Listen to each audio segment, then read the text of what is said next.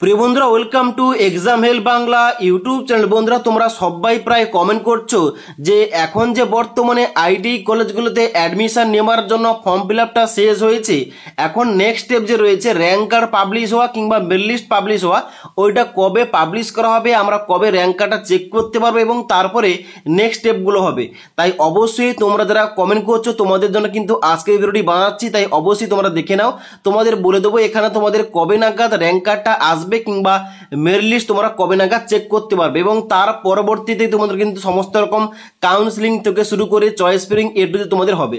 তো আজকের main important point যেটা, যে এখানে তোমাদের র্যাঙ্ক কার্ডটা এবং মেরিট লিস্ট তোমাদের কবে পাবলিশ করা হবে। দেখো, তোমাদের সবার প্রথম বলে দিই, তোমরা যদি এখন বর্তমানে অফিসিয়াল ওয়েবসাইটে যাও, অর্থাৎ West Bengal state council for vocational training অর্থাৎ WBSCBD অফিসিয়াল ওয়েবসাইটে যাও, এখন তোমরা কি দেখতে পাবে, এখানে কিন্তু স্পষ্টভাবে দেওয়া রয়েছে যে common online application for admission in ITI and polytechnic for session 2024-25 and 24-26 is open now. The last date for online application along with fees payment and document updatation is extended till 31/5/2024 তারিখ। অর্থাৎ এই data কিন্তু already close হয়ে গেছে, অর্থাৎ 31শে মে 2024 তারিখ এই IT কলেজগুলোতে admission নেওয়ার জন্য লাস্ট ডেট ছিল, এবং তারপরে কিন্তু আজ 12ই জুন 2024 তারিখে ভিডিও বানাচ্ছি, এখনো পর্যন্ত কোন রকম কিন্তু নতুন নোটিফিকেশন পাবলিশ করা হয়নি। তাই অবশ্যই তোমরা ধরে রাখতে পারো, এখন কিন্তু তোমাদের এর জন্য আর কোন রকম ডেটটা এক্সটেন্ড করা হবে না।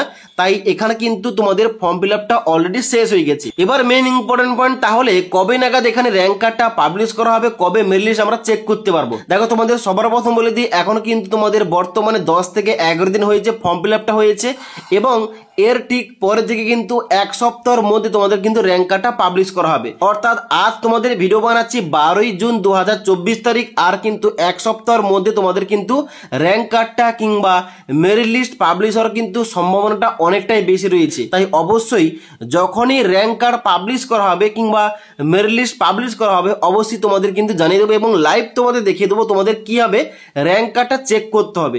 কারণ র্যাঙ্ক কার্ডটা চেক করার পরই তোমাদের কিন্তু নেক্সট স্টেপগুলো হবে।